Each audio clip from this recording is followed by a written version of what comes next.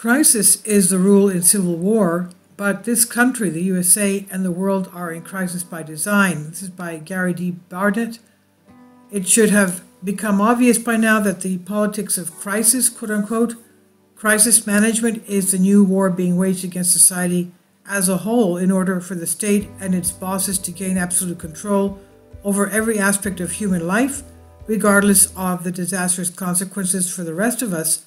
What is it like to be completely insignificant to the dominant element of this nation and others, while the few rich who control at the top decide whether you will work, whether you will travel, whether you will be free, whether you will be with your family and friends, whether you will eat, if you will be warmed, even if you will live or die? Those who continue to believe in and support this hideous system of totalitarian government will likely never have a clue of their own personal existence, as they simply lack the ability to think and act as free and independent human beings. These people have no advantage for any movement or freedom, as they voluntarily submit to the rule of one over the other.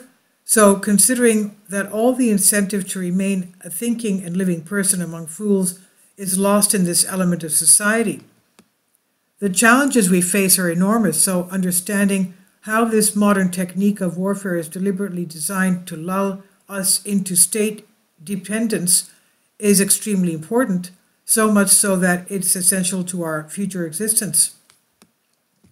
The hell that is war takes many guises, but war is always evil and is intended to monopolize power over people, places, or things.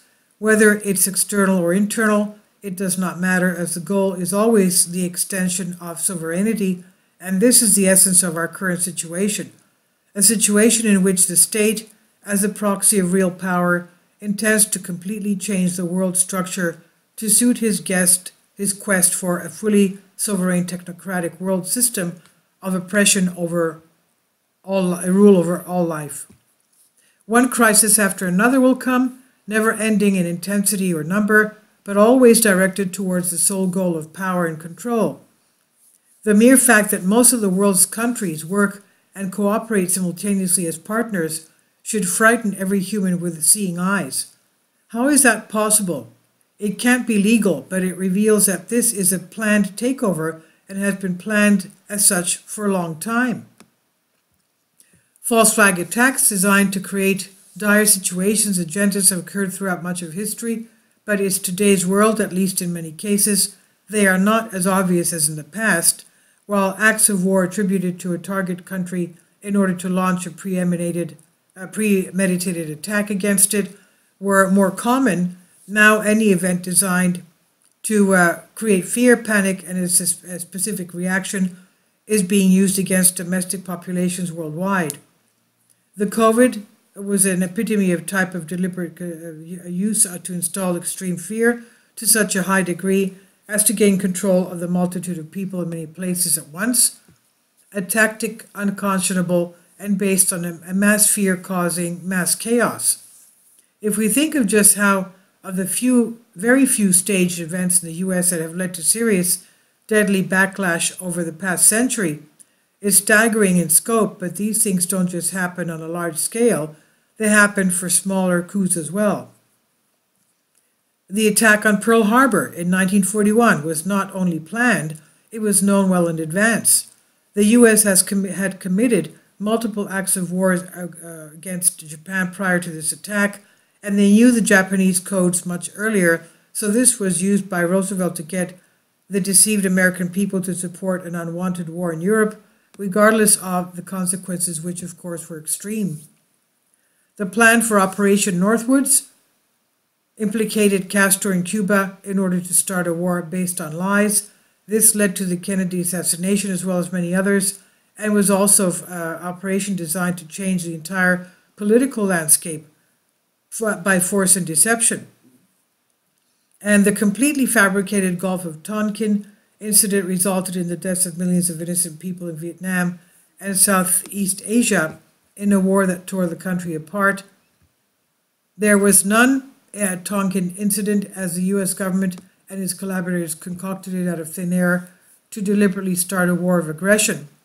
There was also the false flag against Grenada, Panama, US, and Israel collaborated to create the Iran-Iraq War during the same period, and the staged Oklahoma City. These are only a small handful of major false flag attacks carried over the past 80 years. There have been hundreds of evil, premeditated, structured events designed to achieve very malicious designs, which they greatly harmed not only foreign nations and innocent citizens, but Americans as well. And it brings us to the modern era, where events have taken on a whole new meaning based on one crisis after another.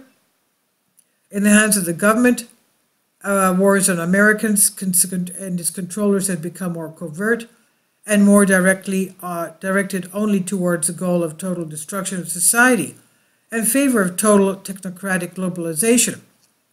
We are now bombarded constantly propagandizing with viruses, pandemics, injections, threats of nuclear annihilation, man-made climate change, creating certainties of destruction of the earth. Any destruction of this magnitude could only be achieved because the ruling class and its government policies deliberately designed to bring about control of the masses through engineering chaos and crisis. And as I write this, headlines state U.S. weighs more COVID measures for China travelers, Italy screens travelers, global jitters over COVID's return, while there are manufactured food and energy shortages, more wars, mass inflation, hunger and famine, total travel chaos, and absurd weather geoengineering. Economies are collapsing, staff and public debt are at unimaginable levels beyond imagination, and a market crash seems imminent. It's clear that the crisis agenda will continue and worsen, and this dark winter has only just begun. As I wrote in July 2021, there was what is really coming to my mind will be a combination of extreme propaganda, scaremongering, attacks, deadly vaccination flu seasons, more orders for vaccines, and power and water grid outages, creating an environment that will allow full or partial martial law. This will set the stage for reinstatement of lockdowns, quarantines, and isolation, for the promotion of agendas and for the creation of a regulatory climate so restrictive that it mirrors that of totalitarian state. So pay attention to every news release, believe nothing, question everything, and verify all information with independent verification. The lies will continue until you, each and every one of you, decide to undo this system and take responsibility for your own lives. And this is from Apollodorus. I've translated for you from a Greek article. Please leave your comments, and thank you for your support. Kindly support my Patreon account. The daily posts are 5 videos daily, and they are totally different from what I have on my YouTube channel.